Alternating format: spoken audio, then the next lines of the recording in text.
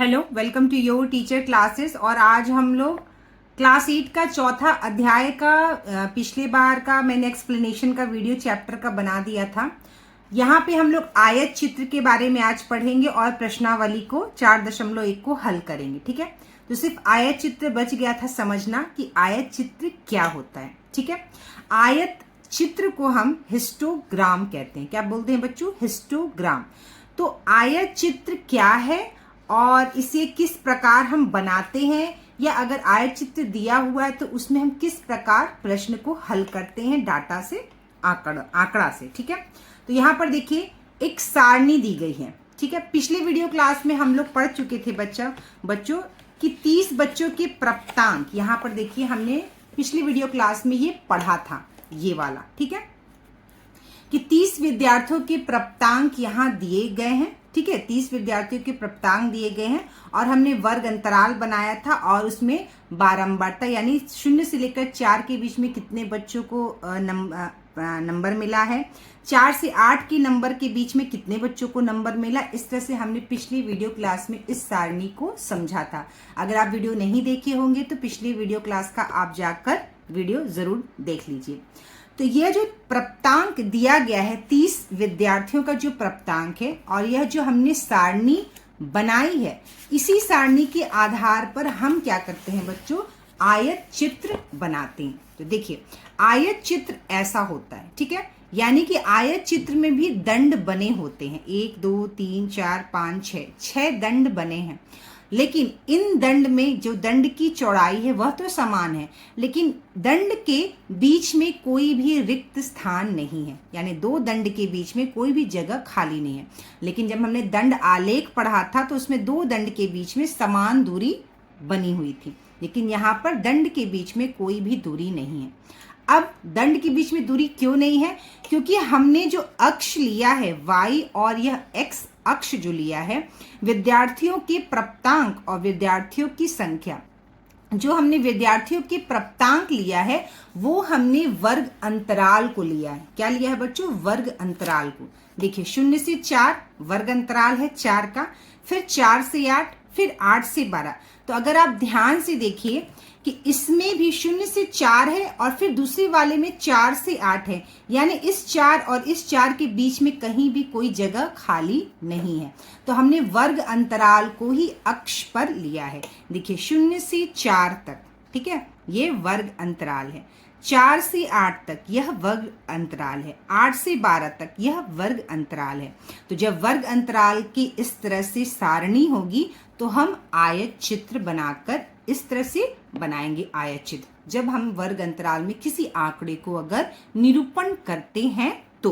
ठीक है, तो यह जो सारणी है, यह जो सारणी है ये वर्ग अंतराल में निरूपण है, तो उसका निरूपण जो करेंगे हम आयत चित्र इस तरह से बनाएंगे। ठीक है, तो हमने यहाँ पर देखिए, यहाँ पर एक चीज देखिए, यहाँ पर 0 से 4 के बीच में 2 बच्चों को नंबर है, 4 से 8 के बीच में 5 बच्चों को नंबर है, 8 से 12 के बीच में 8 नंबर है। ठीक है, तो उसी प्रकार से हमने क्या किया है, वर्ग अंतराल लिया है।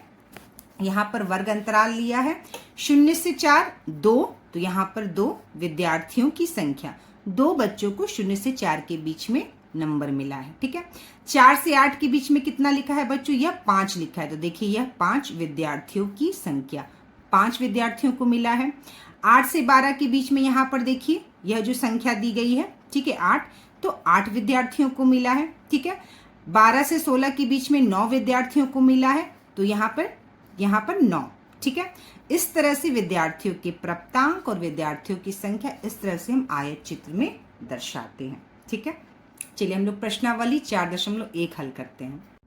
तो चलिए बच्चों हम लोग प्रश्नावली 4.1 को हल करते हैं। यहाँ पहला प्रश्न है, अवकाश के दिनों में कक्षा 8 की विद्यार्थियों द्वारा प्रतिदिन पढ़ने के समय घंटों में दिए हुए आलेख में दर्शाए गए हैं। ठीक है, तो यहाँ पर आलेख दिया गया है और यह क्या है, एक आयत चित्र है। ठीक है, तो यहाँ पर देखिए विद्यार्थियों की संख्या और प्रतिदिन पढ़ने के घंटे दिया है।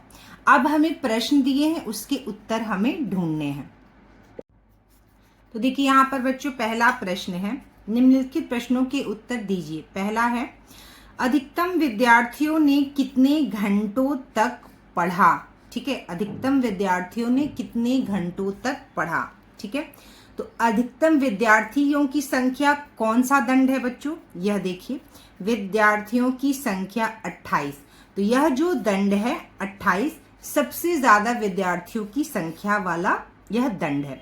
तो यह दंड का जो वर्ग अंतराल है घंटों में वह क्या है, 4 से 5। ठीक है, तो अधिकतम विद्यार्थियों ने 4 से 5 घंटे पढ़ाई की। तो इसका उत्तर क्या हो जाएगा बच्चों, 4 से 5 घंटे। ठीक है, किसका उत्तर, अ का उत्तर हो जाएगा 4 से 5 घंटे। दूसरा है 5 घंटों से कम समय तक कितने विद्यार्थियों ने पढ़ा। तो देखिए बच्चों, अब ये जो प्रश्न है 5 घंटों से कम समय तक कितने विद्यार्थियों ने पढ़ा, इसे हम समझेंगे। तो देखिए 1 से 2 घंटा में 4 विद्यार्थियों ने पढ़ा, 2 से 3 घंटे में 8 विद्यार्थियों ने पढ़ा, 3 से 4 घंटे में 20 विद्यार्थियों ने पढ़ा और 4 से 5 घंटे तक 28 विद्यार्थियों ने पढ़ा। ठीक है, यानी कि 4 से 5 अंतराल तक यानी 5 घंटे तक कम तक कितने लोगों ने पढ़ाई की। तो यहाँ 0 से लेकर 5, ठीक है, 1 से लेकर 5 तक जितने विद्यार्थी आएंगे इस घंटे के अंदर हम उस विद्यार्थियों की संख्या को क्या करेंगे, जोड़ देंगे। यानी जो 28 विद्यार्थी हैं वो 4 से 5 घंटे तक पढ़े, यानी 5 घंटा से कम या 5 घंटा तक। ठीक है, तो 5 घंटे से कम तक कितने विद्यार्थी पढ़े, तो हम ये पूरी संख्या को क्या करेंगे, बच्चों की जोड़ देंगे। तो 4 से 5 घंटे तक 28 बच्चों ने पढ़ा है, 3 से 4 घंटे तक 20 बच्चों ने, तो 28 और 20 कितना हो गया बच्चों, 28 और 20 हो गया 48। ठीक है, 48। ठीक है, 2 से 3 घंटा तक 8 विद्यार्थियों ने पढ़ा, तो 48 में 8 जोड़ देंगे तो कितना हो जाएगा हमारा 56 यानी 56। और 1 से 2 घंटे तक कितने बच्चों ने पढ़ा है, 4, यानी 56 और 4 कितना हो गया 60, तो 60 विद्यार्थियों ने। ठीक है, तो 5 घंटे से कम समय तक कितने विद्यार्थियों ने पढ़ा, तो हम यहाँ लिख देंगे 60 विद्यार्थियों ने पढ़ा। ठीक है, चलिए नेक्स्ट क्वेश्चन है, कुल कितने विद्यार्थियों ने अवकाश के दिनों में भी पढ़ा। ठीक है, कुल कितने विद्यार्थियों ने अवकाश के दिनों में भी पढ़ा। तो प्रतिदिन पढ़ने के घंटे यहाँ पर दिया है और विद्यार्थियों की संख्या दी है। तो इस प्रश्न का उत्तर ढूंढने के लिए सब बहुत ही आसान है। हम क्या करेंगे बच्चों, यहाँ पर हम देखेंगे ये जो दिया हुआ पढ़ने के घंटे दिया हुआ है। ठीक है, वर्ग अंतराल यानी पढ़ने के घंटे, 1 से 2 घंटा, 2 से 3 घंटा, लेकिन हमारे प्रश्न में ही उत्तर भी दिया है। यह देखिए यहाँ लिखा है प्रतिदिन। क्या लिखा है, प्रतिदिन। यानी प्रतिदिन का अर्थ होता है सोमवार, मंगल, बुधवार, बृहस्पतिवार, शुक्रवार, शनिवार और रविवार भी। ठीक है, प्रतिदिन में रविवार भी आता है। तो रविवार को कितने बच्चों ने पढ़ा है, तो रविवार को सभी बच्चों ने पढ़ा है। ठीक है, रविवार को सभी बच्चों ने पढ़ा है। ठीक है, तो क्या करेंगे हम, सभी बच्चों की संख्या को हम जोड़ देंगे। ठीक है, सबसे पहले है हमारा यहाँ ऊपर देखिए 28 बच्चा, यह है 20 बच्चा, यहाँ हम लिख लेंगे। फिर है हमारा 8 और 4 कितना हो गया बच्चों, 8 और 4 12 हो गया, 12 लिख लेंगे। यहाँ 16 है और फिर 12 है, यहाँ हम 16 लिखेंगे और फिर यह 12 लिखेंगे और सारे विद्यार्थियों की संख्या को क्या करेंगे, हम जोड़ देंगे। तो 8 और 2 10, 10 और 6 16, 16 और 2 18 का 8, 1 लगा हमारा हाथ में, 2 2 4 1 5 6 7 8 यानी 88। ठीक है, 88। तो इसका उत्तर आ जाएगा सीधा सीधा 88 विद्यार्थी, यानी सभी विद्यार्थियों ने अवकाश के दिनों में पढ़ाई की। हम इसको जोड़ के लिख देंगे 88 विद्यार्थी। ठीक है, अब है क्वेश्चन, किस वर्ग अंतराल की बारंबारता अधिकतम है। किस वर्ग अंतराल की बारंबारता अधिकतम है। ठीक है, तो कौन से वर्ग अंतराल में सबसे ज्यादा बच्चों की संख्या है वही उसकी बारंबारता होगी। ठीक है, यानी 1 से 2 वर्ग अंतराल में सिर्फ 4 विद्यार्थी हैं, 2 से 3 घंटे के वर्ग अंतराल में 8 विद्यार्थी हैं। तो हम इससे देखकर पता कर सकते हैं कि 4 और 5 वर्ग अंतराल में सबसे ज्यादा विद्यार्थी 28 हैं, यानी कि 4 और 5 वर्ग अंतराल की बारंबारता सबसे अधिक है। ठीक है, तो ये क्या हो जाएगा, किस वर्ग अंतराल, तो हम यहाँ पर क्या लिखेंगे, 4 और 5 का जो वर्ग अंतराल है उसकी बारंबारता सबसे अधिक है। ठीक है, तो चलिए अब हमारा दूसरा प्रश्न है बच्चों, अपनी कक्षा के सभी छात्रों के जूते या चप्पलों की माप एकत्रित कीजिए, उन्हें निम्न तालिका में भरकर एक बारंबारता बटन सारणी बनाइए। तो यहाँ पे जूतों की माप दी है, मिलान चिन्ह है और बारंबारता है। ठीक है, 5 नंबर, 6 नंबर, 7 नंबर, 8 नंबर।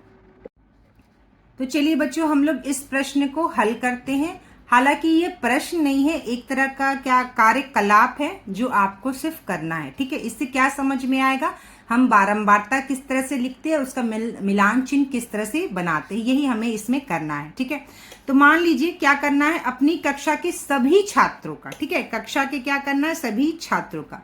मान लीजिए किसी कक्षा में 25 छात्र हैं, कितने बच्चों हैं, 25 छात्र हैं। किसी कक्षा में मान लीजिए 25 छात्र हैं, तो हम उनका माप पूछेंगे, कितने, कौन सा बच्चा कौन सा माप पहनता है। ठीक है, तो हमने जब बच्चों से पूछा तो पता चला 5 नंबर का जो जूता पहनते हैं वह कक्षा में कितने बच्चे हैं, 6 बच्चे हैं, हम मान लेते हैं। ठीक है, या आप पूछकर भी इस क्रियाकलाप को कर सकते हैं, तो अपनी कक्षा के बच्चों से पूछकर आप क्रियाकलाप कर सकते हैं। तो जब मैंने पूछा तो 5 नंबर का जूता पहनने वाले मुझे 6 बच्चे मिले, तो मैंने यहाँ 6 लिख दिया। ठीक है, 6 नंबर का जूता पहनने वाले जो बच्चे थे उनकी संख्या क्या थी, 8 थी, तो मैंने 8 लिख दी। 7 नंबर का जो जूता पहनते थे कक्षा में बच्चे, उनकी संख्या थी 7, तो मैंने 7 लिख दिया। और 8 नंबर का जूता पहनने वाले जो बच्चे थे उनकी संख्या क्या थी, 4 थी, तो मैंने यहाँ 4 लिख दिया। ठीक है, अब देखिए आप इसको जब जोड़ेंगे 7 और 4 कितना हो गया, 11, 11 और 8 19, 19 और 6 25। ठीक है, तो 25 बच्चों को मैं पूछ कर कि वो कौन सा माप पहनते हैं, जितने बच्चे जिस जूते का माप पहनते उनकी संख्या को एक जगह हम लिख देंगे। इस बारंबारता का अर्थ यही हुआ। ठीक है, तो बारंबारता में यह 6 है, तो 6 बच्चे जो हैं वो 5 नंबर का जूता पहनते हैं, 8 बच्चे ऐसे हैं जो 6 नंबर का जूता पहनते हैं, 7 बच्चे ऐसे हैं जो 7 नंबर का जूता पहनते हैं, 4 बच्चे ऐसे हैं जो 8 नंबर का जूता पहनते हैं। अब हम इसका मिलान चिन्ह बना लेंगे। तो मिलान चिन्ह 6 लिखने के लिए क्या करेंगे हम, 1 2 3 4, 5वां जो नंबर होता है संख्या, उसको हम इस तरह से 4 लाइन के ऊपर इसको काट कर दर्शाते हैं। तो 5 और 1 6। 8 का मिलान चिन्ह बनाना है, तो 1 2 3 4 5 6 7 8, ये हो गया 8 का मिलान चिन्ह। 7 का मिलान चिन्ह बनाना है, 1 2 3 4 5 6 7। ठीक है, 4 का मिलान चिन्ह 1 2 3 4। इस तरह से हमारा मिलान चिन्ह बन गया और यह प्रश्न हमारा हल हो गया।